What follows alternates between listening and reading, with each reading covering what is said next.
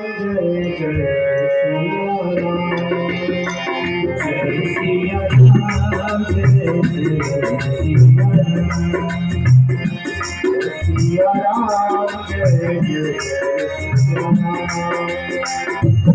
सिया राम जय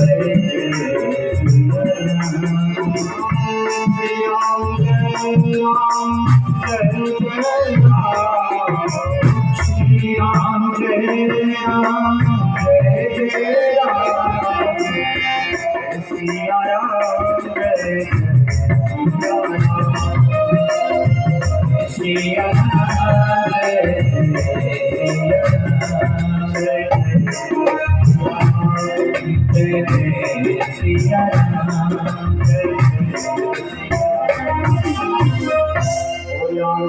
भगवान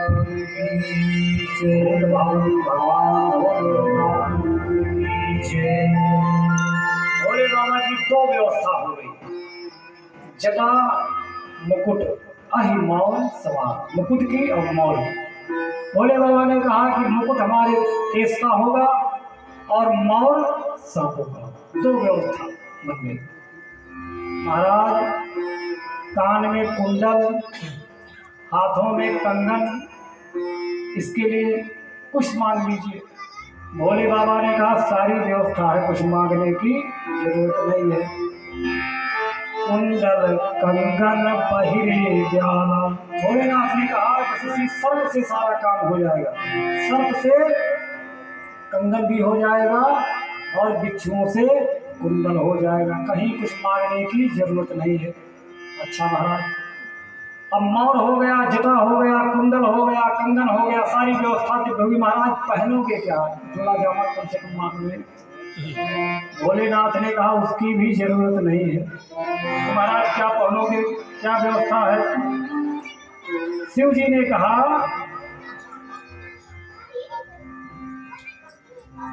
सेवकों ने कहा कि महाराज कुंडल कंगन जटा मुकुट सब हो गया, एक काम और होता है, जिसका विवाह होता है, आप सब माताएं जानती होंगी, जिस बालक का, जिस बेटी का विवाह होता है तो विवाह के पहले उस वर को, उस कन्या को उबटन लगाया जाता है। अब तो धीरे धीरे परंपरा समाप्त हो रही है, लगभग समाप्त हो रही है। उबटन की प्रथा नए युग में धीरे धीरे बंद हो रही है, क्योंकि आज के जो नए जनरेशन वाले हैं कहते हैं कि भैया बुकवा लगवा लेंगे तो बिल्कुल शरीर में कई दिन तक पता नहीं कैसे रहता है।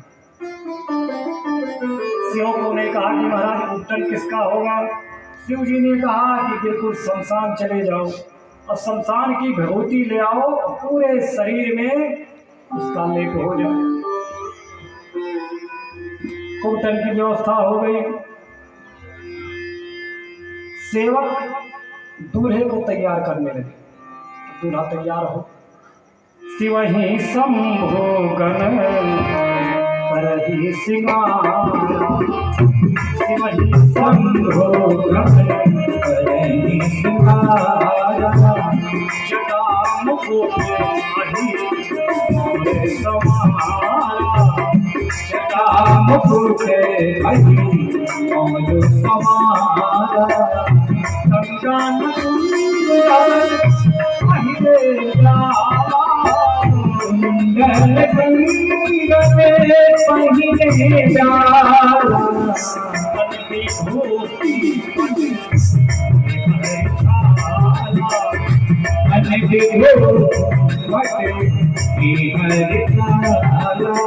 मन विभूति जितने संभोगन थे, सेवक थे, सब तैयार करने लगे। जटा मुकुट अहि मौन सवार, कंडल कंकण कुंडल पहिरे ज्वाला, तैयार किया, दूल्हा तैयार हो गया, अब चलना चाहिए। सेवकों ने कहा कि भोले बाबा बिल्कुल आप तो तैयार हो गए, रेडी हो गए, चलना है पर्वतराज के हम। साधन कौन सा बनाए हैं, किस गाड़ी पे बैठ के दूल्हा बारात जाएगा? भोले बाबा ने कहा कोई साधन नहीं, हमारे पास तो ऑलरेडी एक साधन है। कौन? नंदीश्वर है। हमेशा हम नंदीश्वर पे बैठ करके भ्रमण करते हैं। अरे महाराज कोई कितनों कमजोर होता है तो विवाह में एक आध गाड़ी दो गाड़ी तो बांध ही लेता, अरे नहीं बरातियों के लिए दूल्हे के लिए सही एक आध गाड़ी महाराज मंगा लिए होते, आप बैठ जाते, हम लोग पैदल चले चलते। भोलेनाथ ने कहा कि आज हम गाड़ी मंगवा ली थी, बाकी दिन तो हम नंदीश्वर पे बैठ के भ्रमण करते हैं। आज विवाह के दिन अगर नंदीश्वर को छोड़ देंगे तो उनके मन में कितना दुख होगा कि भोले बाबा रोज तो हमारे पीठ पे बैठ के यात्रा करते थे, और आज देखो विवाह है तो हमको छोड़ करके मर्सिडीज मंगाए हैं, बढ़िया गाड़ी पे चकाचक घूम रहे हैं। तो भैया हमारा साधन वही पुराना रहेगा, साधन नहीं कर रहे हैं। लाख सेवकों ने कहा कि महाराज अरे एक गाड़ी मंगा लीजिए, कहीं से लक्ष्मीपति से कह दीजिए गरुड़ को भेज देंगे, हेलीकॉप्टर की व्यवस्था हो जाएगी, यहीं से उड़िएगा जाके पर्वतराज हिमालय के यहाँ उतरिएगा। भोलेनाथ ने कहा कि हमारा साधन वही रहेगा जो है, जिससे हम चलते हैं। अगर नहीं ऐसा किया तो नंदीश्वर महाराज के मन में दुख होगा। तो भोले बाबा तुरंत नंदीश्वर को बुलाए, वस्त्र आभूषण जो पहने हैं, हाथ में डमरू लिए, त्रिशूल लिए, कर त्रिशूल और डमरू विराजा, चले बसह चढ़ी बाज बाजा। भोले बाबा नंदीश्वर पे आरूढ़ हुए, हाथ में डमरू और त्रिशूल लेके एक संत बोल रहे थे। भोले बाबा जब नंदी के बैठे, उल्टा बैठे, पूंछ की तरफ मुंह कर ली। आप विचार करिए, नंदीश्वर खड़े हुए, भोले बाबा को नंबर आया कि नंदीश्वर पे बैठो नंदी पे, तो भोले बाबा पूंछ की तरफ मुंह करके बैठे, मानो संकेत मिलता है कि भोले बाबा ऐसा क्यों बैठे। कोई कह रहा है कि बर बौराह, दुल्हा पगला गया, बर बौराह पगला गया है, देखो उल्टा बैठा। अगर इसको बैल पे भी बैठना नहीं आता, बैल पे भी बैठा है तो मुंह पीछे करके, पूंछ की तरफ मुंह करके भोले बाबा बैठ गए। शंकर जी से किसी ने पूछा कि महाराज एक बात बताओ, इतनी दूर यात्रा करनी, कैलाश तक चलना है, पर्वतराज के यहाँ तक चलना है, और आप उल्टा बैठे हो, पूंछ की तरफ मुंह करके बैठे हो, कितना दूर यात्रा कैसे होगा। भगवान भोलेनाथ ने कहा एक बात बताओ, चलना नंदी को है कि हमको है? हम पूंछ की तरफ मुंह करके बैठे हैं, उल्टा बैठे हैं, तो हम चाहे उल्टा बैठे और चाहे सीधा बैठे। ट्रेन में आप बैठे, बस में बैठते हैं, तो बस में चाहे आप ड्राइवर की तरफ मुंह करके बैठो और चाहे ड्राइवर की तरफ पीठ करके बैठो, बस तो सीधा जाएगी। भोले बाबा ने कहा कि भैया चलना नंदी को है, हम चाहे सीधा बैठे और चाहे उल्टा बैठे, हमारे बैठने से चलने में क्या दिक्कत होगा, नंदीश्वर हमको पहुंचाएंगे। अच्छा महाराज, और दूसरी बात, वृषभ पे बैठने का मतलब होता है, भागवत में वृषभ को, बैल को धर्म कहा गया। धर्म पे आरूढ़ होके देवाधिदेव महादेव भोले बाबा विवाह करने के लिए जा रहे हैं, और धर्म पर बैठने के बाद भी अगर नहीं मुड़े, धर्म पे आरूढ़ होने के बाद भी अगर हम आप मुड़े नहीं, पलटे नहीं, तो उस धर्म पे बैठने का क्या मतलब है। इसलिए भैया जब धर्म की सवारी करो, धर्म पे आरूढ़ हो, तो मुड़ना जरूरी। दूसरी बात, शंकर जी को कहा गया है कि वैष्णवा नाम यथा शंभु, वैष्णव में देवाधिदेव महादेव सबसे श्रेष्ठ है, शंकर जी के समान कोई वैष्णव नहीं है। अब वैष्णव जी मुड़ के बैठे, इसका मतलब क्या है, भोले बाबा नंदीश्वर पे बैठे, उल्टा बैठे, मन में विचार कर रहे हैं कि हम दूल्हा हैं, और दूल्हे वाली गाड़ी सबसे आगे आगे चलती, हमारा साधन सबसे आगे चलेगा और हमारे पीछे देवता ऋषि मुनि गंधर्व आ रहे हैं और उन्हीं में विष्णु भगवान भी बारात आ रहे हैं। अगर हम सीधा बैठेंगे तो पीछे भगवान नारायण बारात आ रहे हैं, उनकी तरफ पीठ हो जाएगा। अगर जैसे हम सीधा बैठे तैसे ऐसे हमारे मुख्य जजमान जी बैठे हैं तो अब आप लोग की तरफ पीठ हो गया। कोई बात नहीं, मर्यादा यहाँ बैठना करेगा। भोले बाबा सोच रहे जैसे हम सीधा बैठे तैसे पीछे जो बाराती आ रहे हैं उसमें भगवान नारायण भी हैं और नारायण की तरफ पीठ हो जाएगा तो भगवान का अपमान हो जाएगा। इसीलिए देवाधिदेव महादेव भोलेनाथ नंदी पे बैठे लेकिन उल्टा बैठे। उल्टा बैठने का मतलब आप धर्म पे आरूढ़ हो और धर्म पे बैठने के बाद आरूढ़ होने के बाद भी अगर आप उल्टे नहीं तो फिर उस धर्म पे आरूढ़ होने का क्या तात्पर्य है। मानो शंकर जी उपदेश दे रहे हैं कि संसार से संबंध जोड़ो। संसार से संबंध जोड़ना गलत नहीं है, संबंध जोड़ो पर दृष्टि में भगवान को रखो। किसी ने पूछा कि महाराज भगवान को देख रहे हो फिर भी विवाह करने जा रहे हैं। भोले बाबा ने कहा कि भैया विवाह करो, संसार से जगत से संबंध जोड़ो, लेकिन दृष्टि में भगवान भी रहे। बोले आनंद कंद भगवान गुरु ज्ञान का दीप जलाकर, गुरु ज्ञान का दीप जलाकर जग राम सिया मैं देखो। गुरु ज्ञान का दीप जलाकर जग राम सिया मैं देखो। ज्ञान का दीप जलाकर जग राम सिया मैं देखो। ज्ञान का दीप जलाकर जग राम सिया मैं देखो। ज्ञान का दीप जलाकर जग राम सिया मैं देखो। ज्ञान का दीप जलाकर जग राम सिया मैं देखो। और ऐसे वही भगवान वही पार्वती परमेश्वर अपने अमित रूप प्रगटाए, अपने अमित रूप प्रगटाए। वही छुप कर सामने आए, वही छुप कर सामने आए। यही सर्व विष्णुमय जगत जितने लोग यहाँ दिखाई पड़ रहे हैं सब भगवान के अंश हैं। सब में भगवान बैठे हुए हैं। अपने अमित रूप प्रगटाए, अपने अमित रूप प्रगटाए।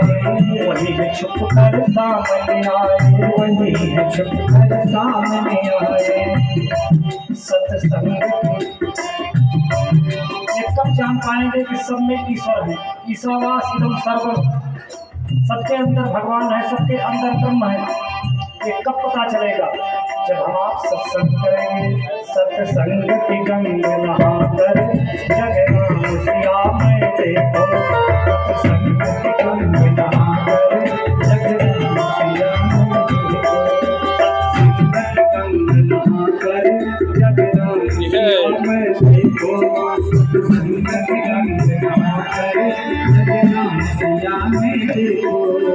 ज्ञान की दीप जलाकर जग राम सिया मैं देखो। गुरु ज्ञान का दीप जलाकर जग राम सिया मैं देखो।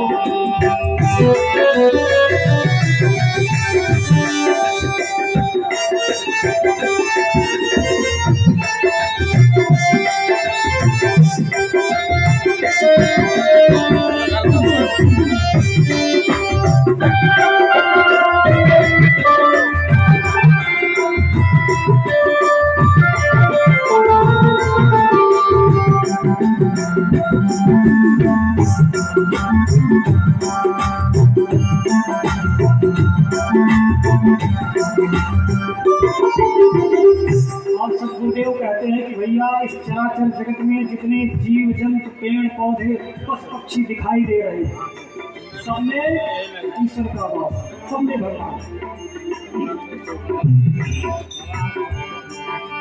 जड़ चेतन सबका तन धारे, जड़ चेतन सबका तन धारे, जड़ चेतन सबका तन धारे, चेतन सबका तन धारे। प्रभु सीताराम हमारे, प्रभु सीताराम हमारे। जड़ चेतन सबका तन धारे, जड़ चेतन सबका तन धारे। प्रभु सीताराम हमारे, प्रभु सीताराम हमारे। प्रभु प्रेम में अश्रु बहाकर, कभी राम सिया में देखो। प्रभु प्रेम में अश्रु बहाकर जग राम सिया में देखो। तुलसी की वाणी गाकर, जग राम सिया में देखो। तुलसी की वाणी गाकर जग राम सिया में देखो। दोष से दृष्टि हटाकर, जग राम सिया में देखो। दोष से दृष्टि हटाकर, जग राम सिया में देखो। संगति गंग नहाकर, जग राम सिया में देखो। सत्संग की गंग नहाकर जग राम सिया में देखो। आनंद कंद भगवान की, हरे शंकर भगवान की। यहाँ पर उपस्थित प्यारे प्यारे भक्तों की। अच्छा भैया, आज कथा का चौथा दिन है। कथा समझ में आ रही है? हाँ? चाहे ऐसे ऐसे करते, चाहे ऐसे ऐसे, तो ये करना है, रोना नहीं है। चाहे कर दो ऐसे ऐसे, और चाहे कुछ करिए आप। आ रहा है? एक जगह ऐसी कथा हो रही थी, खूब बढ़िया दिव्य कथा। एक माता जी एकदम सामने बैठे, यहाँ तो सामने बैठने में देखो, पीछे हट रहे के सामने रहेंगे, बात कैसे करेंगे? जितना हो सका, जितना हो रहा है उधर भाग रहे हैं। फिर ठीक है, कहीं बैठ के सुने। एक माता जी बैठ के खूब प्रेम से कथा सुने, और जितनी देर पंडित जी कथा कहें उतनी देर माता जी ध्यान से सुने और खूब रोए। इतनी देर कथा हो उतनी देर सुने और रोए माता जी। पंडित जी सोचे कि यह माता जी ध्यान से देखो सुन, इतनी भाव विभोर हो के देखो 3 घंटा अस्पात हो रहा। एक दिन माता जी नहीं आई, तो जो अच्छे श्रोता होते हैं वो व्यास लोग पहचान लेते अच्छे श्रोता कौन है, कौन समय काट रहे हैं, कौन कथा सुन रहे हैं, कौन वरहन कर रहे। चले भैया, गांव बात है, कमेटी पूरा गांव जुटा है, नहीं चलेंगे तब भी वरहन होगा, नहीं आए। तो माता जी एक दिन नहीं आई, व्यास जी ने बुलाया, मैया आप मन से कथा सुनती हो ध्यान से, और आप कहाँ फंस गई, कल नहीं आई। 3 घंटा आप लगातार कथा सुनती हो, 3 घंटा लगातार रोती हो, आप समझ के सुनती हो कथा। तो मैया ने कहा कि पंडित जी, हम आप कथा समझ के ना ही रोए, घर तक क्यों रोती हो? तो मैया ने कहा कि पंडित जी, ये तू पढ़वा रहा हमें, और इसे चिल्लाते चिल्ला मरी गई। तो हम ही समझ कर रोई था, तू क्यों महतारी लड़का हो, 3 घंटे चिल्लात हो। तो हम तुम्हारा देख कर रोई, हमारा तोरे कथा सुनाए रोए। भैया आप लोग खैर सुधी श्रोता है, अच्छी श्रोता है। श्रोता ही कथा को गहराई में पहुंचाते, जैसा श्रोता चाहे तो वक्ता को वैसे बोलना पड़ेगा। श्रोता ही कथा बुलवाते हैं। ध्यान अवस्थित होकर आप लोग विगत 5 साल हो गया, और यहाँ बैठ के केवल भजन और चुटकुल्ला किया जाए, इतनी व्यवस्था करके कमेटी वाले जानते हैं, आप सब मिल के कर रहे हैं। अनुष्ठान को कराने के लिए 15 दिन 20 दिन पहले से योजना बना के दिन रात सदस्य दौड़ रहे हैं। और इसके बाद 3 घंटा कथा हो रहा है, उसको भी इधर उधर करके बिता दिया जाए, तो बताइए क्या मतलब है? इसलिए जितनी देर बैठे उतनी देर ध्यान स्थित होकर भगवत चर्चा किया जाए। बोलिए आनंद कंद भगवान की, गौरी शंकर भगवान की। विषम पे बैठ करके, नंदी पे बैठ करके भोले बाबा की बारात चली। आगे आगे दूल्हा, भोले बाबा पूंछ की तरफ मुंह करके नंदीश्वर पे बैठे हैं। पीछे देवता भी अपने अपने वाहन से, सब लोग जिसके पास जो साधन है सब लेकर के चल रहे हैं। ब्रह्मा जी ने कहा कि भैया अपने अपने समूह में होके सब लोग चलो। बिलग बिलग होई चला हो सब, क्योंकि दूल्हा इस तरह से बेश बनाया है, दूल्हे के हिसाब से किसी का पहनावा नहीं मिल रहा है। जितने लोग हो सबका अपना अपना अलग अलग पहनावा है, और दूल्हा सरकार का पहनावा अलग है। तो इसलिए जो जिस तरह से है उस तरह से समाज बना के सब लोग बिलग बिलग होई चला हो सब लोग अलग अलग होकर के अपने अपने हिसाब से चलिए। अब जब अपना अपना समूह सब खोजने लगे तो भोले बाबा जैसा किसी का श्रृंगार नहीं है। अब भोले बाबा दूल्हा सरकार अकेले पड़ गए। अब तुरंत भृंगी से कहा कि भैया इस समय हम थोड़ा अकेले पड़ गए हैं, अब गणों को बुलाओ। भृंगी ही प्रेरी सकल गुण तेरे, भृंगी ही प्रेरी सकल गण तेरे। तुरंत भृंगी ने शिव जी के गांव को बुलाया कि भैया आ जाओ, भोले बाबा अकेले बारात जा रहे हैं।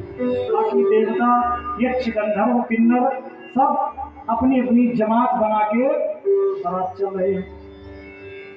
आ गए जितने भूत प्रेत डाकनी साकनी थे सब बिल्कुल भोले बाबा को घेर दे। अब गाजा बाजा के साथ बारात चल पड़ी। अब चलते चलते जय जयकार करते हुए गाते हुए बाजा बजाते हुए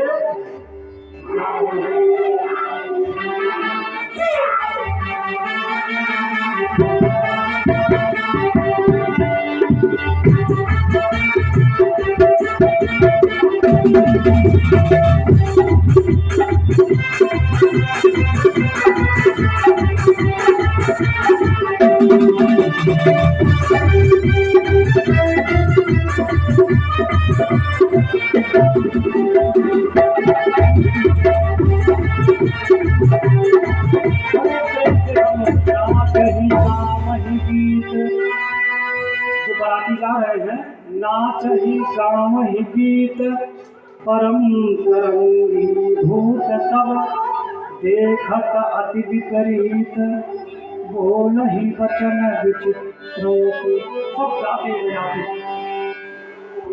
नाचते हुए जा रहे हैं। बारात चलते चलते अपने परिक्षेत्र में पहुंची। पर्वतराज हिमालय के समीप गंतव्य पे पहुंची। पर्वतराज हिमालय ने खूब दिव्य भव्य व्यवस्था बारातियों के लिए रखी थी। सेवकों को आदेश दिया, भैया बारात नगर के समीप बिहारी बाबा का स्थान पे आ गई है, गांव के बाहर, और जा करके आप लोग बारातियों का स्वागत करिए। उनको रास्ता बता के सीधे जहाँ स्कूल की व्यवस्था है ले जाके वहाँ शिफ्ट कर दीजिए। अच्छा, जिम्मेदार लोग पहुंचे गेट पे कि यही स्वागत करके इनको रास्ता बता दिया जाए कहाँ टिकना है। और उन जो स्वागत करने के लिए गए थे उनके साथ साथ बच्चे भी दौड़ते हुए चले गए, क्योंकि बच्चों के मन में ये था कि चलो देखें बारात कैसी है, दूल्हा कैसा है, कितनी गाड़ी आई है, कौन कौन साधन है। तो उनके साथ साथ बच्चे भी दौड़ते दौड़ते पहुंच गए बारात का स्वागत करने के लिए। आज जब स्वागत करने वाले पहुंचे आगे आगे, सबसे आगे दूल्हा सरकार। देखा बैल, दूर से देखा कि हाँ सब आ रहा। स्वागत वाले पहुंचे तो देखे भैया दूल्हा तो बैठा है, कोई बैठा है लेकिन मुंह पीछे है। अब उसको देखने के लिए बैल के पीछे जाना पड़ेगा, आगे से कोई नहीं देख सकता। पीछे जाकर के दूल्हे को देखा। गोस्वामी जी ने बहुत बढ़िया फोटो खींचा कि जब दूल्हे का दर्शन हुआ, घरातियों ने बच्चों ने जब दूल्हे का दर्शन किया, धरी धीरज ताहा रहे सयाने, धरी धीरज ताहा रहे सयानी। जो बुजुर्ग थे, बड़े थे, बाबा कुछ घुस से गिरा जो हिम्मती थे, वो दूल्हा देखे कुछ हिम्मत रखे। धरी धीरज ताहा रहे सयाने, लहरी धीरज कहाँ रहे सयानी, बालक सब लजीव परानी, बालक सब लय जीव परानी, बालक सब लजीव परानी, बालक सब लय जीव परानी। कितने बड़े लोग गए थे अगुवाई करने के लिए, स्वागत करने के लिए, वो तो धैर्य धारण करके खड़े रहे। समझा कैसा देश है। और जितने बच्चे गए थे, बालक सबल जीव परानी, इतने डर गए कि वहां से कांपते हुए, हाँफते हुए, दौड़ते हुए अपने अपने घर को आए। माता पिता ने पूछा, भैया बारात देखने गए थे, दूल्हा देखने गए थे, कैसा है? अरे वो बच्चा कहता कुछ पूछो मत।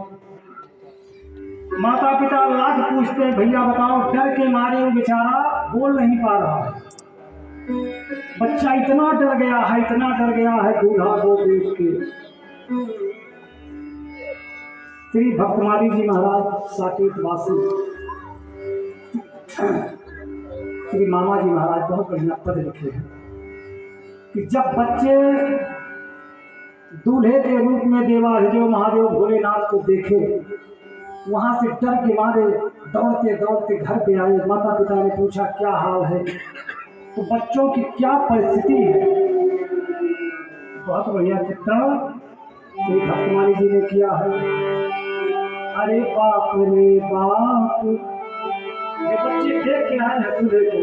अरे बाप रे बाप, विकट विकट भूत प्रेत, विकट विकट सांप।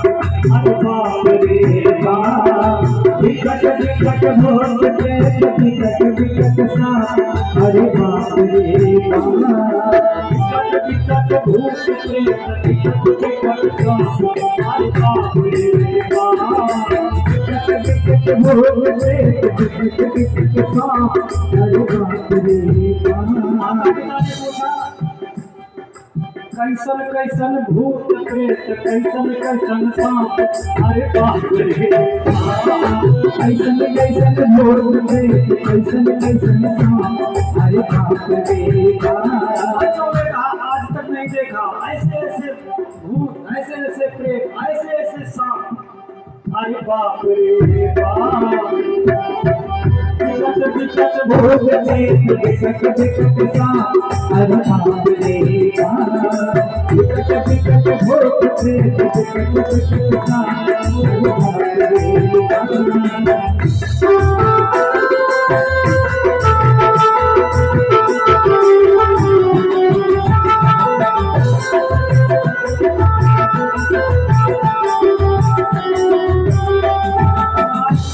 बच्चे आए माता की गोदी में, माता के आंचल में छिप गए और इतने डर गए, इतने भयभीत हो गए हैं।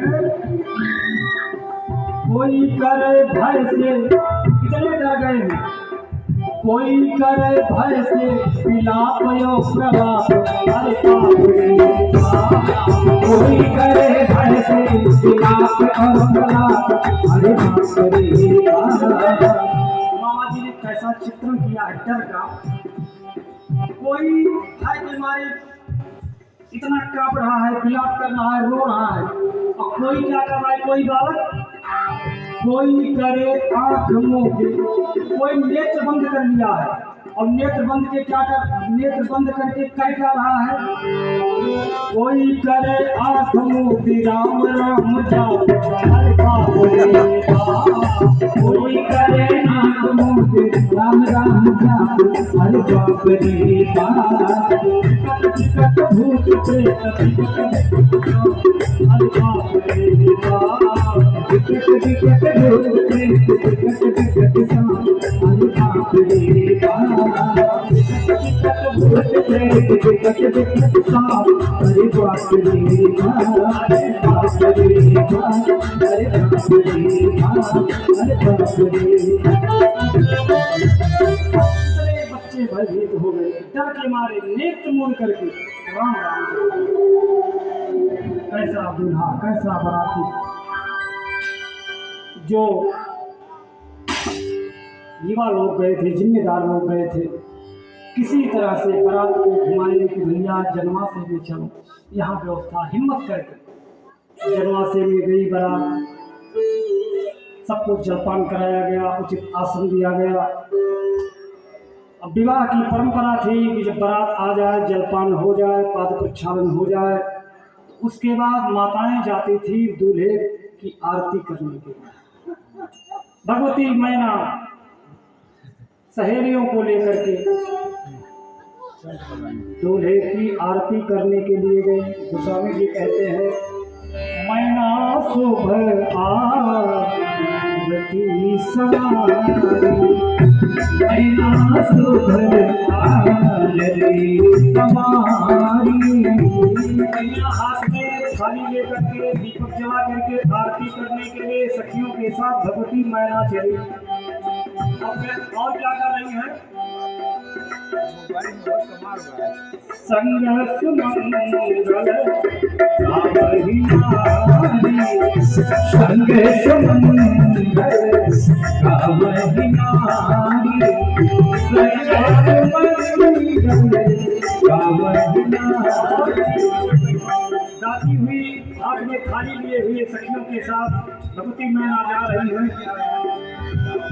पंचांग थार पर पानी, पंचांग थार पंचांग चली हरिहर पंचांग चली हरिहर सानी, पंचांग चली हरिहर सानी, परिछन चली हरिहर सानी। आरती की थाली लेकर के, सोने का थाल लेकर के, जल लेकर के कि चल रहे दूल्हे का चरण धुलेंगे, आरती उतारेंगे। मैना सहेलियों के साथ बारात में पहुंची। बारातियों से पूछा, दूल्हा सरकार कहाँ है? चल के उनकी आरती उतार। लोगों ने बता दिया, देवताओं को किनारे बैठे अपने समाज में। और जब देवियां आरती की थाल लेकर के, हाथ में कलश लेकर के आरती उतारने के लिए पहुंची, जब उस स्वरूप को देखा तो भैया देखते ही आरती उतारने के कौन कहे, वो थाली हाथ से छूट गई। जो हाथ में कलश है, कलश गिर पड़ा और माताओं के मुख से चीख सुनाई पड़ा। बोलिए आनंद कंद भगवान की। ऐसा देश देखा, करालम महाकाल कालम कृपालम, गुणागार सुनसान पारम काल के काल महाकाल का जैसे दर्शन हुआ। डर के मारे थाली फेंक के, कलश फेंक के, आरती फेंक के सब भागी भागी भवन पैठी अति त्रासा। दुख के मारे सारी माताएं वहां से जनवासे से डर के मारे भाग करके घर पे आई। माता मैना को बड़ा पश्चाताप हुआ। भगवती मैना ने कहा कि कौन सा निर्णय हमने ले लिया। जिस दूल्हे को देखने की हिम्मत नहीं पड़ती, उसके साथ हमारी बिटिया पार्वती कैसे जीवन यापन करेगी। और भगवती मैना पार्वती के कक्ष में गई और पार्वती को अपने गोदी में बिठाया। कितनी कोमल सुकोमल हमारी बिटिया है, इसका जीवन यापन उसके साथ कैसे होगा। बहुत दुखी हुई। अब भगवती मैना मन में विचार कर रही है, सहित गिर से गिरा हूँ पावन, जरहूँ चलनी धीरहूँ, तुम्हें सहित गिर से गिरा हूँ पावन, जरहूँ चलनी धीरहूँ, सहित गिर से गिरा हूँ पावन,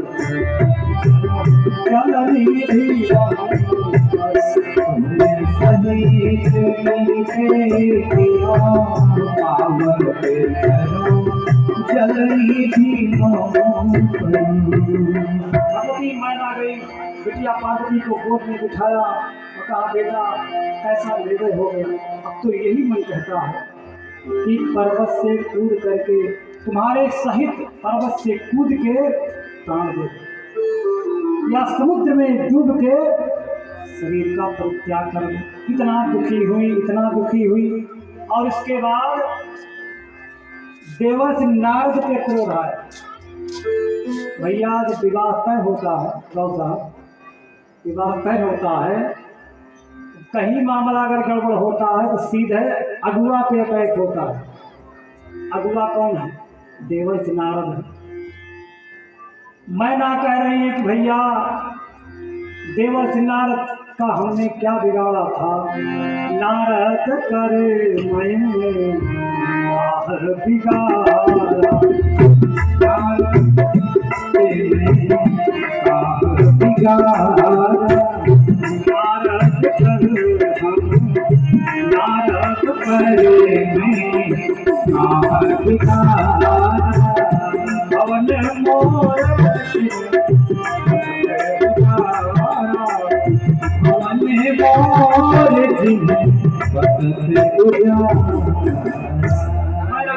देवर्षि नारद का हमने क्या बिगाड़ा था।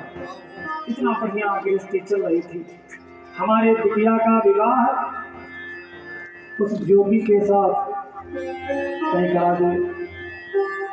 बसा बसाया घर हमारा उजाड़ दिए। और हम क्या करें, हमारा तो यही मन कहता है कि अपनी बिटिया को लेकर के इस पहाड़ से कूद करके प्राणांत कर दे, या समुद्र में डूब के प्राणांत कर ले।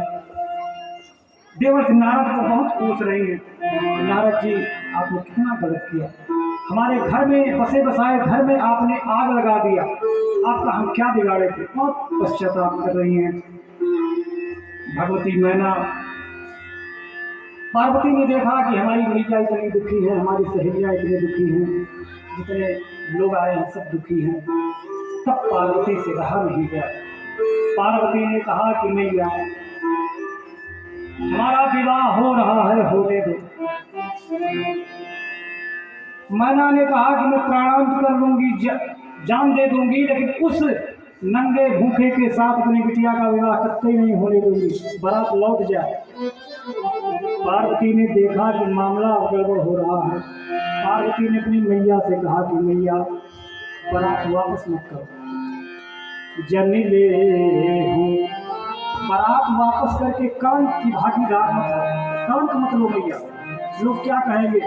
विवाह तय हुआ था, बारात आई थी, अब मैना ने बारात को वापस कर दिया। जनिले हो दुख रंक करुणा कर धर्म अवसर, जनिले हो दुख रंक करुणा परिहरम अवसर। बारात वापस करके कलंक मत लो। जनिले हो दुख रंक करुणा परिहरम अवसर, जनिले हो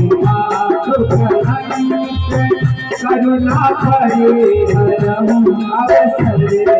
और भैया जो हमारी चिंता कर रही हो, दुख सुख जो लिखा मिला, दुख सुख जो लिखा मिला रे हमरे, जाप जहाँ पाप पर सुख जो लिखा मिला रे हमरे, जाप जहाँ पाप पर दुख सुख जो लिखा मिला रे हमरे,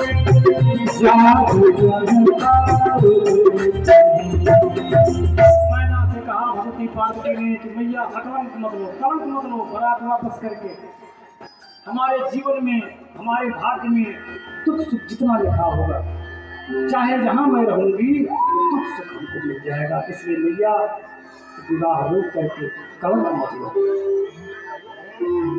इस प्रकार से भगवती पार्वती ने जब कुछ हिम्मत दिया, मैना के मन में कुछ साहस आया। इधर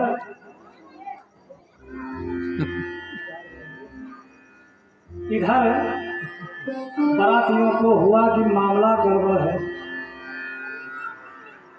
बारातियों को लगा कि दूल्हे को देख करके घराती कुछ चौंक गए हैं।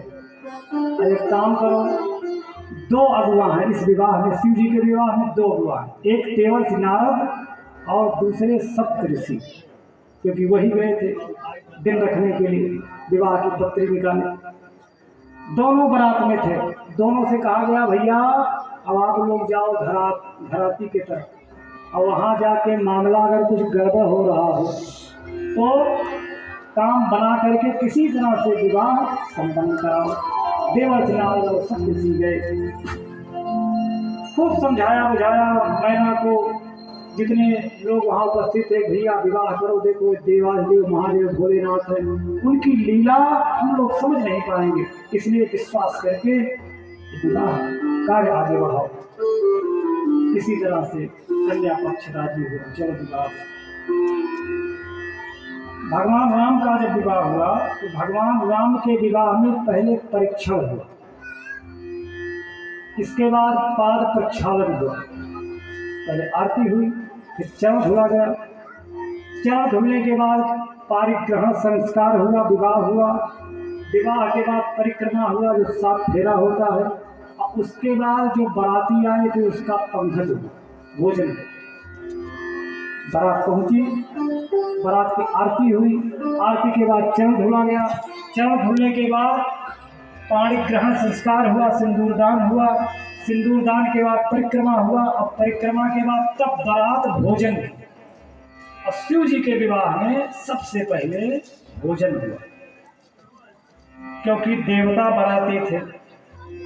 देवताओं ने सोचा कि विवाह में शंका है, पता नहीं विवाह कब उसट हो जाए, घराती वाले कब हाथ खड़ा कर दे, कोई ठीक ठिकाना नहीं। तो भैया एक काम करो, बाराती के लिए चकाचक भोजन, बढ़िया मीठा जलपान काफी मिलना चाहिए, ब्याह हो, द्वार पूजा हो, चाहे कुछ ना हो।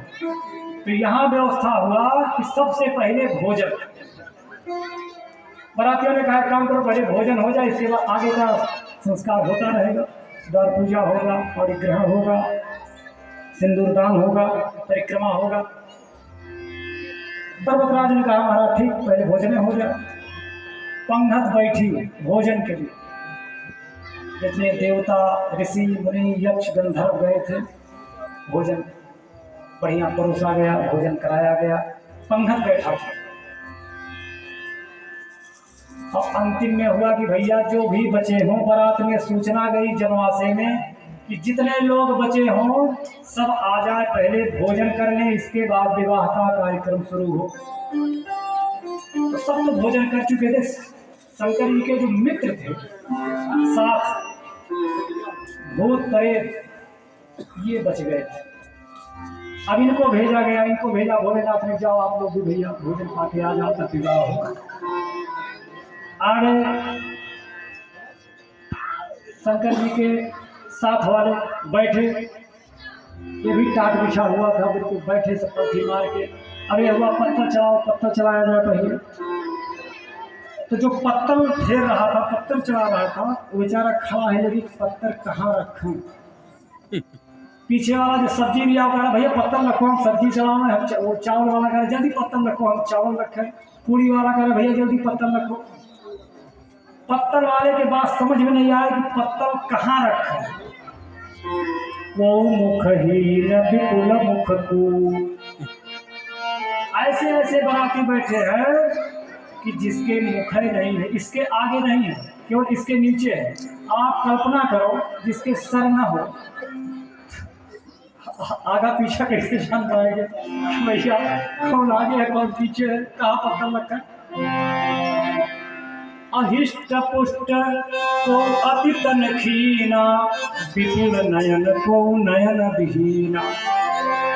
किसी के पास मुख नहीं है और किसी के पास पूरे शरीर में मुख है। किसी के एक को नेत्र नहीं है और किसी के पास पूरे शरीर में नेत्र है। कोई इतना मोटा तगड़ा है, 4 लोग पकड़ के बैठा रहे हैं, उठा रहे हैं। कोई इतना दुबला पतला है कि ज्यादा हवा चले तो वो भी चला जाएगा। कल एक लोग गए थे वहाँ कच्छ में, जहाँ बाबू साहब के हैं, बाबू माऊ शंकर सिंह के आवास पे। तो वहाँ एक बहुत बड़ा कूलर रखा है कमरे में। एक ने कहा कि पंडित जी कूलर चलवाते हैं रात में।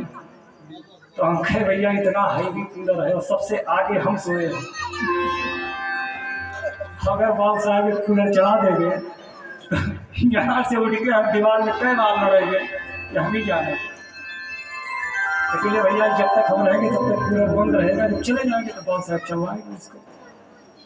तो जो पत्तल चला रहा था तो कहा भैया हमारे समझ में नहीं आ रहा, एक काम करो लाओ सब्जी हम बरसेंगे, तुम पत्तल चलाओ। उसको पत्तल दे देगा, पत्तल तुम चलाओ, पीछे हम सब्जी डाल देंगे। और जब वो पत्तल लिया तो कहा किधर पत्तल रखे, इधर रखे कि इधर रखे।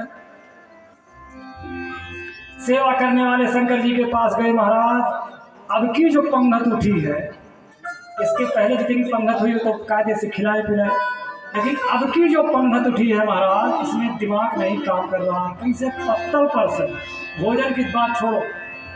भोलेनाथ ने कहा बहुत सरल उपाय है उनको खिलाने का। क्या करें, आप लोग डग में जो पूरी सब्जी कचौड़ी खीर जो कुछ बना है सब डग खींच खींच करके आगे रख दो और हाथ जोड़ करके खड़े हो जाओ। और जितने लोग पंगत में बैठे हैं उनसे कह दो भैया कि डग में सारा आइटम लगा हुआ है, आप लोग खड़े होकर अपनी सुविधा के अनुसार जैसा चाहो वैसा निकाल निकाल के पा सकते हो। आदेश हुआ, जितने भूत प्रेत बैठे थे सब खड़े हुए, जिसको जो अच्छा लग रहा था सब निकाल निकाल के पाना शुरू किए। तभी से बफर सिस्टम शुरू हो गया। ये मत सोचिएगा कि हम लोग बहुत एडवांस बफर सिस्टम चला रहे हैं। शंकर जी के विवाह में बफर सिस्टम से बारातियों को भोजन कराया गया। कौन बाराती, जितने भूत प्रेत गए थे सबको बफर सिस्टम से भोजन कराया गया। बीच में भूत प्रेत कुछ गायब हो गए थे तो बंद हो गया, फिर प्रकट हो गए। फिर देखिए सिस्टम कितना बढ़िया चल रहा है। सबने भोजन किया दिव्य ढंग से। अब ये हुआ भैया सब खा पी के फिट हुए, अब विवाह होना चाहिए। दूल्हे को जनवासे से बुलाया गया मंडप में और वेद मंत्रों के साथ पाणी ग्रहण संस्कार प्रारंभ हुआ। पाणी ग्रहण जब कीन महेशा, पाणी ग्रहण जब कीन महेशा, पाणी ग्रहण जब कीन महेशा, पाणी ग्रहण कीन महेशा, बिहार से सुरेशा, बिहार से वेद मंत्र का उच्चारण हो रहा है, विवाह हो रहा है। कौन उच्चारण कर रहा है? वेद मंत्र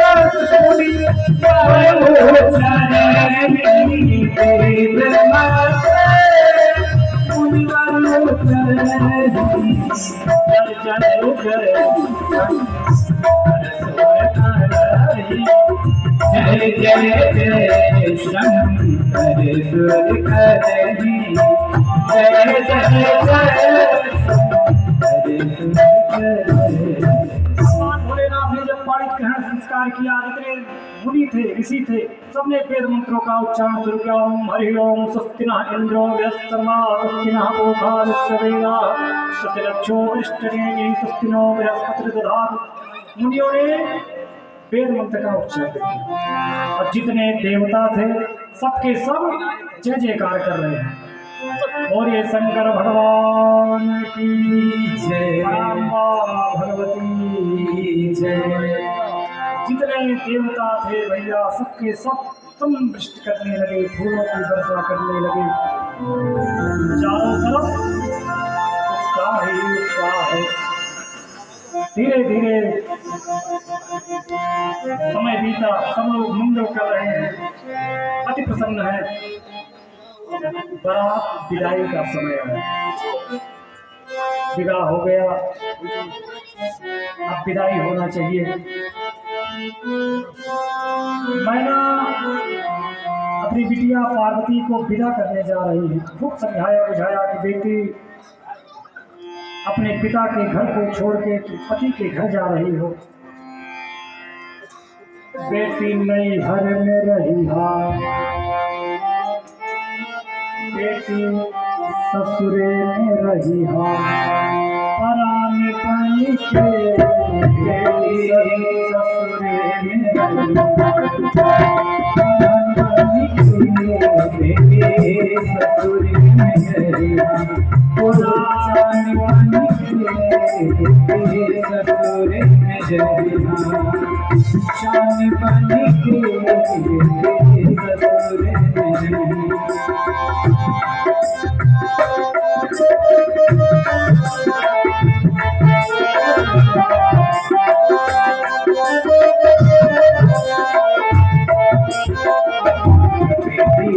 ससुरे शान बनी के बेटे ससुरे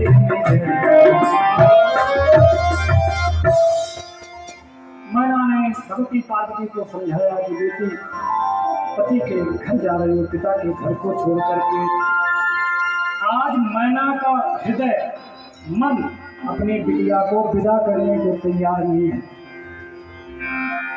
कतबेद से जी नारी जग माही, कतबेद से जी नारी जग माही, कतबेद से जी नारी जग माही, कतबेद से जी नारी जग माही, पराधीन सब सुख नाई, पराधीन सब सुख नाई, पराधीन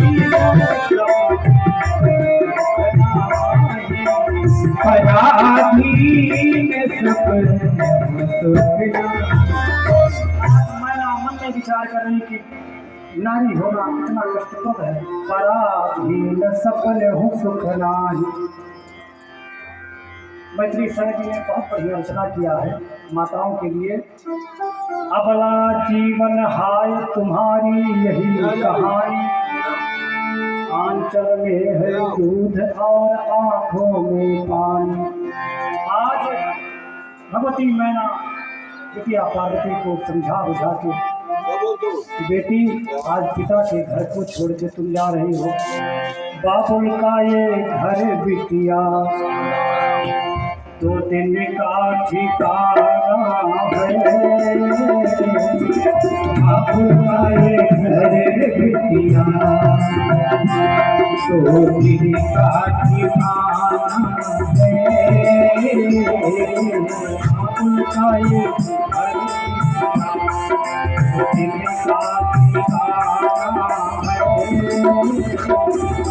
बाबुल का ये घर बिटिया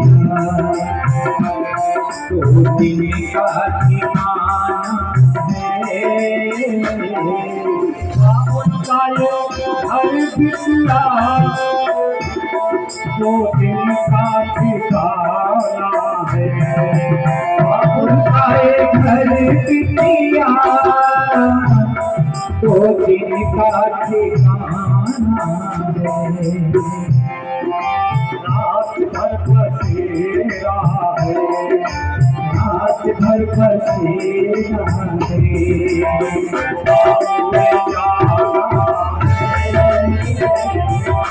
रात भर बसेरा है, सुबह चल जाना है, बाबुल का ये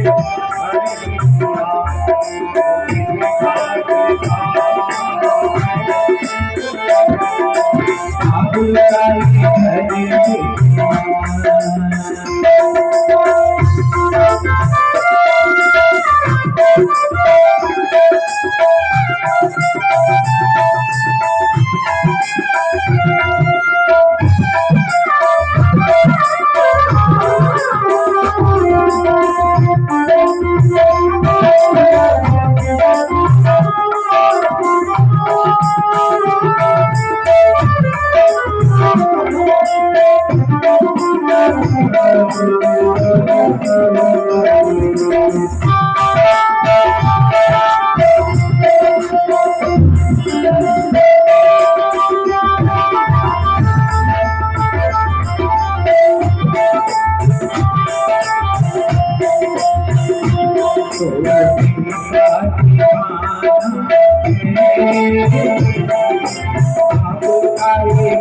तो इनका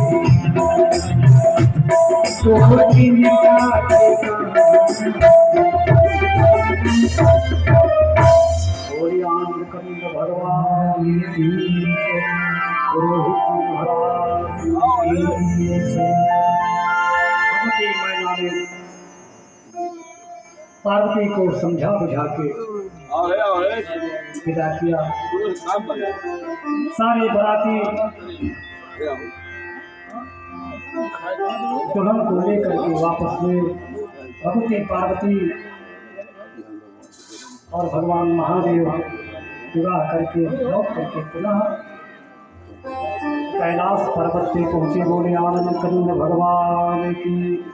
और बहुत दिनों तक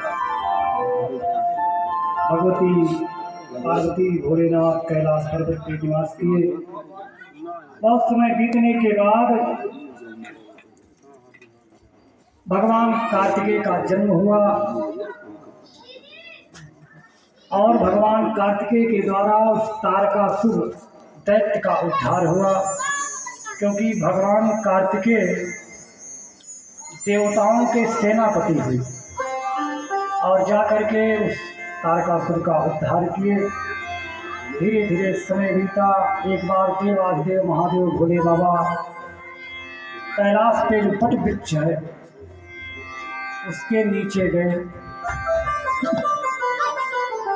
गोस्वामी जी ने लिखा है कि निज कर डाल नागरी पुछाला। भोले बाबा कैलाश पर्वत पे जो वट वृक्ष विराजमान है उसके नीचे निज कर अपने हाथों से काघांकर का आसन बिछाए। निज कर दास नाग रिपुछाला बैठे सहज ही शंभु कृपा। सहज भाव में भोले बाबा उस वृक्ष के नीचे बैठे।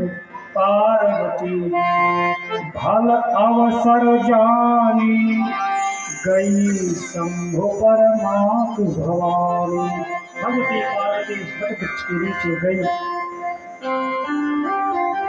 भोले बाबा ने पार्वती को देखा। जानी प्रिया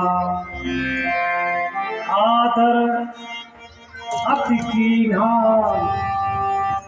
भोले बाबा समझ गए कि पार्वती जी आई हैं। आदर जानी प्रिया आदर अति कीन्हा।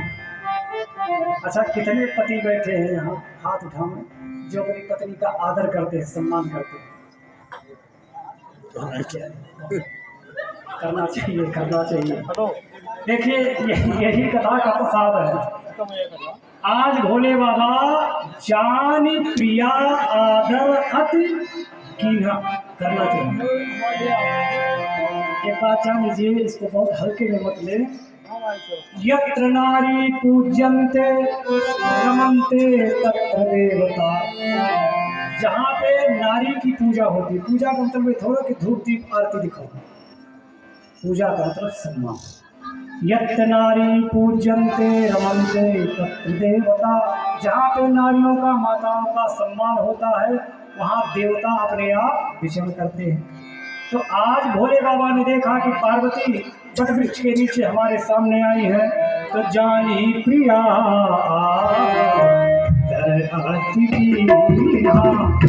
जानी प्रिया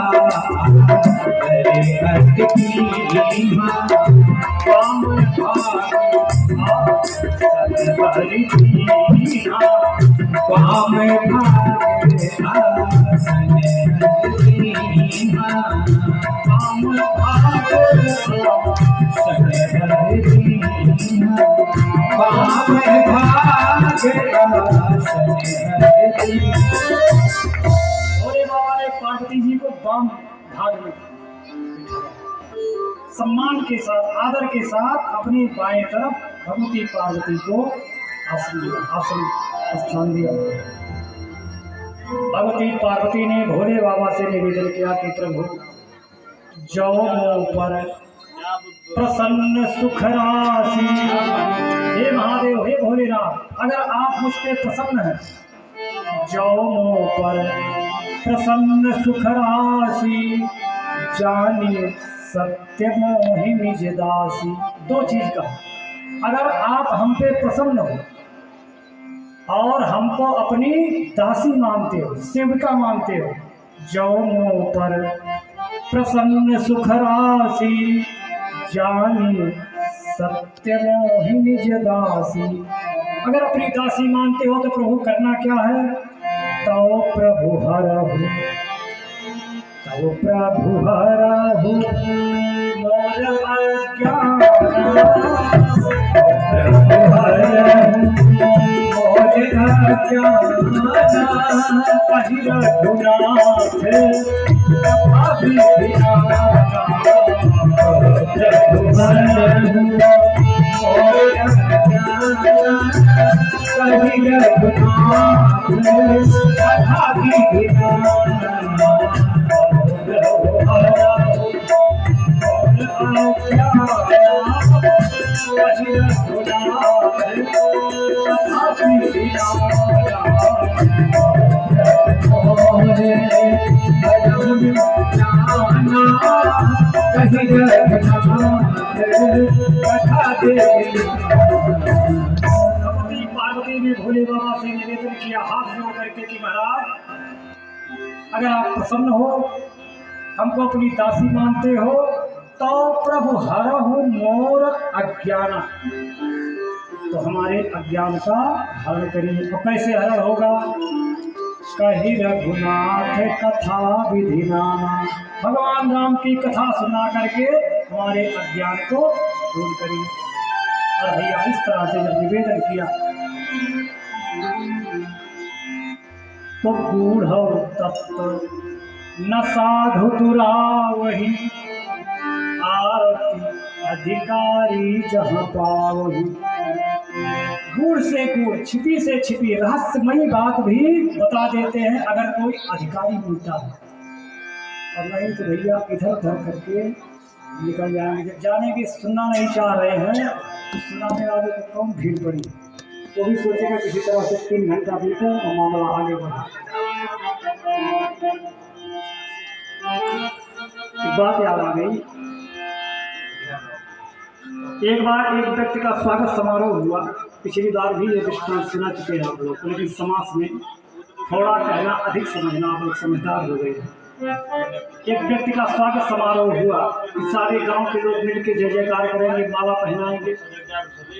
तो उससे कहा गया कि भैया कल आपका अभिनंदन समारोह होगा, पूरा गढ़ा गांव इकट्ठा होगा, आपको माला पहनाया जाएगा, आपका जय जयकार किया जाएगा, आप उस सभा के सभापति होंगे। तो कहा ठीक भाई, गांव स्वागत करेगा, सम्मान करेगा, स्वीकार है। लेकिन अंतिम में लोगों ने कहा कि आप उस सभा के सभापति होंगे, जब सभा का विसर्जन होने लगेगा तो आपको भी 2 शब्द कुछ बोलना पड़ेगा, क्योंकि आप सभापति होंगे सभा के। उसने कहा ठीक, कल की बात है। तो आज रात में 2 लाइन तैयार किया, बाबू के सोच 2 लाइन याद किया। उसने 1 लाइन 2 लाइन ये तैयार किया कि आप लोगों ने हमारा अभिनंदन समारोह किया, आप सबने हमारा अभिनंदन समारोह किया, इसके हम बहुत आभारी हैं।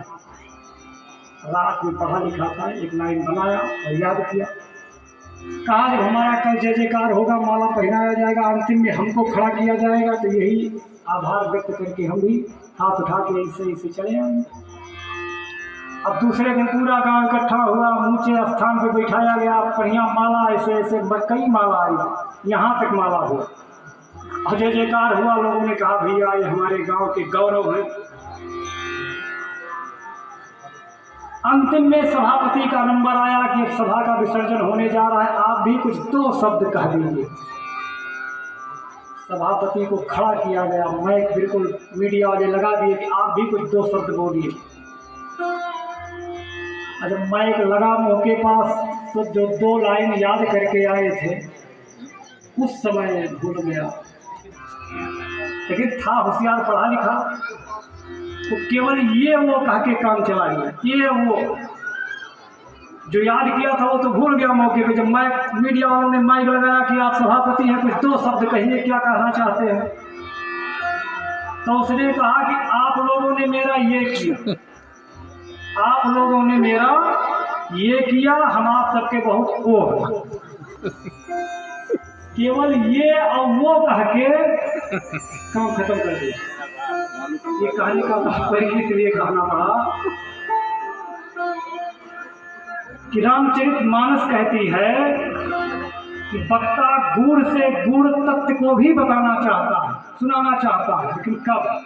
गुढ़ऊ तत्व न साधु दुरावई, गुढ़ऊ तत्व न साधु दुरावई, आरती हरती जहाँ पावई, आरती अधिकारी जहाँ पावई, जहाँ पावई, आरती अधिकारी जहाँ पावई। पार्वती जी ध्यान अवस्थित होकर बैठे कि महाराज कथा सुनाइए। भोले बाबा समझ गए कि पूछे कि क्या कथा सुनना चाहती हो। पार्वती ने कहा कि महाराज वैसा विमोह नहीं है, जैसा विमोह सती चरित्र में हुआ था अब वैसा विमोह नहीं है। क्यों? क्योंकि राम कथा पर रुचि मन माही। देखिए, दो के मन में संदेह हुआ और दोनों के संदेह में बड़ी सौम्यता है। सती के मन में संदेह हुआ और सुग्रीव के मन में संदेह हुआ। जब सती के मन में संदेह हुआ तो भी कब संदेह हुआ? जब भगवती सीता साथ में नहीं थी, तो राम जी अकेले थे, केवल भगवान। और सुग्रीव के मन में तब संदेह हुआ जब राम जी अकेले थे, माता सीता नहीं थी। और क्या समझता है? सती के साथ गुरु है और सुग्रीव के साथ भी गुरु है। जब संदेह हुआ, सती के साथ कौन गुरु है? भोले बाबा। तुम त्रिभुवन गुरु वेद बखा, त्रिभुवन के गुरु सती के साथ। और फिर भी संदेह हुआ। और सुग्रीव जी को जब भ्रम हुआ कौन गुरु है उनके साथ?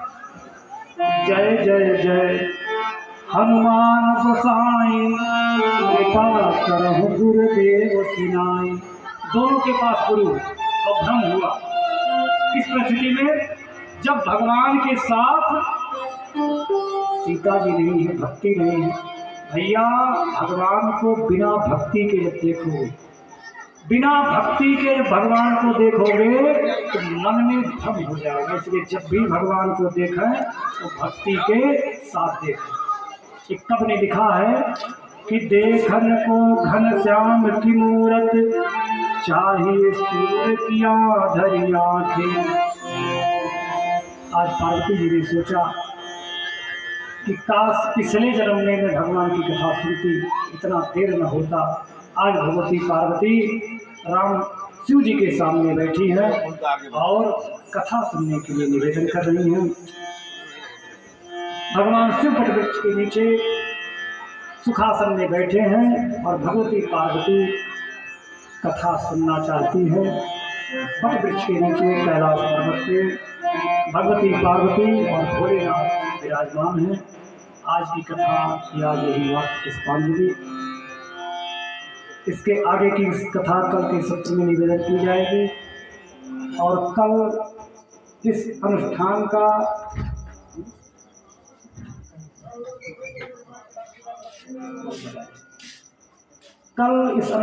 पंचम दिवस है और नवाह पारायण में 5वें दिन भगवान का जन्मोत्सव मनाया जाता है। आज तक ये भगवती देवी का मंदिर है और भैया कल यही मंदिर, यही स्थान तीर्थ के तुल्य हो जाए। कल जो लोग यहाँ आएंगे, कथा सुनेंगे, मंदिर का दर्शन करेंगे, प्रसाद लेंगे, उन्हें समस्त तीर्थों के दर्शन का फल मिलेगा। क्योंकि भैया शास्त्र कहता है कि जहाँ कहीं भी भगवान के जन्मोत्सव की कथा होती है, जन्मोत्सव मनाया जाता है, उस दिन वहां समस्त तीर्थ आकर के विराजमान हो जाते हैं। अगर उस दिन वहां पहुंच के भगवान का कथा सुना जाए, स्थान का दर्शन किया जाए, तो समस्त तीर्थों के दर्शन का फल प्राप्त होता है। गोस्वामी जी कहते हैं कि जहि दिन राम जन्म श्रुति का, जय दिन राम जन्म श्रुति का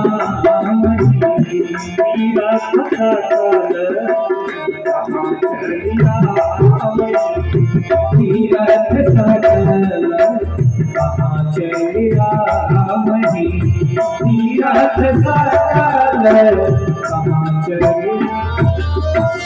भैया कल ये काली जी का मंदिर तीर्थ के तुल्य रहेगा। कल जो लोग आएंगे कथा सुनने के लिए, उन्हें समस्त तीर्थों के दर्शन का फल मिलेगा। और जन्म के दिन विजय आता है। तो भैया ये कोई व्यक्तिगत कथा है नहीं, ये कथा सबकी है, पूरे गांव की है। तो विजय चाहे नाव दे चाहे पंडित दे, तो यहीं से व्यासपीठे से आप लोग विजय मान लीजिए। कल विजय रहेगा, जन्मोत्सव है, और जन्मोत्सव में नाव ठाकुर इतना बड़ा गांव है, कहाँ कहाँ चल रही। इसलिए ज़्यादा सुविधा तो उनको भी